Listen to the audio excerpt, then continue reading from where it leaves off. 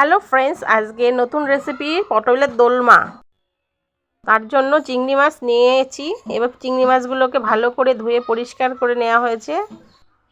এবার পটলগুলোকে ভালো করে ধুয়ে পরিষ্কার করে নিয়েছি এবং ভেতর থেকে একটা একটা করে চামচ দিয়ে শাঁসগুলো বের করে নিলাম।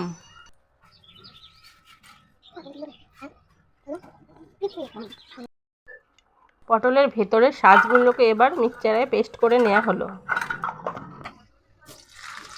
কড়াইয়ে তেল দিয়ে পটলগুলোকে আবার একটু হলুদ দিয়ে ভেজে নেব। সামান্য ভাজা হয়ে গেলে পটলগুলো নামিয়ে ফেলব।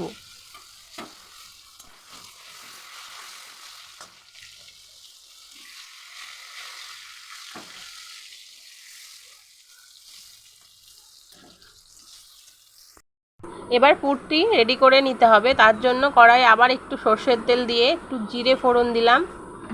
এবার পেঁয়াজ কুচি, রসুন কুচি, আদা কুচি দিয়ে একটু নাড়াচাড়া করে ভেজে নেব।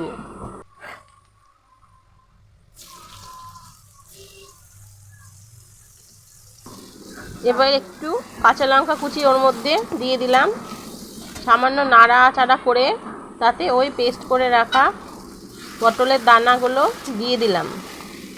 আগে থেকে চিংড়ি মাছগুলো কুচো করে কাটা ছিল, সেগুলো দিয়ে দিলাম। এর মধ্যে আবার এক এক করে মশলাগুলো দিতে হবে।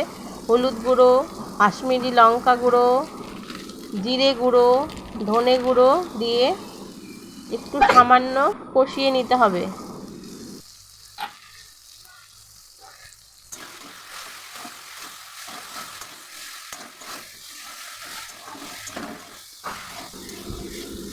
ভালো করে কষে নেওয়ার পর পুরটি রেডি হয়ে গেল।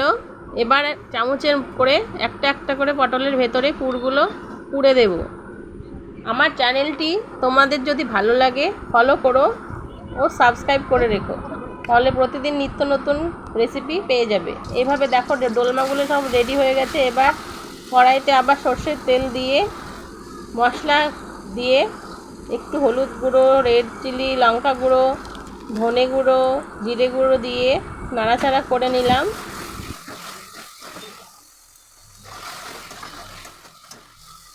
এর মধ্যে টক দই দিয়ে দিলাম। টক দইটি দিয়ে ভালো করে নাড়াচাড়া করে মশলাটা ভালোভাবে কষিয়ে নিলাম। যতক্ষণ না মশলাটা থেকে তেল বেরিয়ে আসছে, ওর মধ্যে সামান্য চিনি দিতে হবে। তোমরা চ্যানেলটিকে সাবস্ক্রাইব করো, পেজটিকে ফলো করো, কমেন্ট করো। নিত্য নতুন রান্না নিয়ে আমি প্রতিদিন হাজির হয়ে যাব। ভালো করে কষিয়ে নেওয়ার পর সামান্য একটু গরম করে নেওয়া জল ওর মধ্যে দিয়ে দিলাম। এবার গরম জল দিয়ে কিছুক্ষণের জন্য ঢেকে দেওয়ার পর একটা একটা করে পটলগুলি ওর মধ্যে দিয়ে দেব।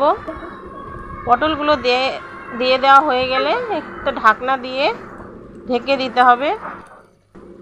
এবার নামানোর আগে একটু গরম মশলা দিয়ে নাড়াচাড়া করে ভালো করে নামিয়ে নিতে হবে। নামিয়ে নেওয়ার পরে দেখো আমার পটলের দোলমা রেডি হয়ে গেল।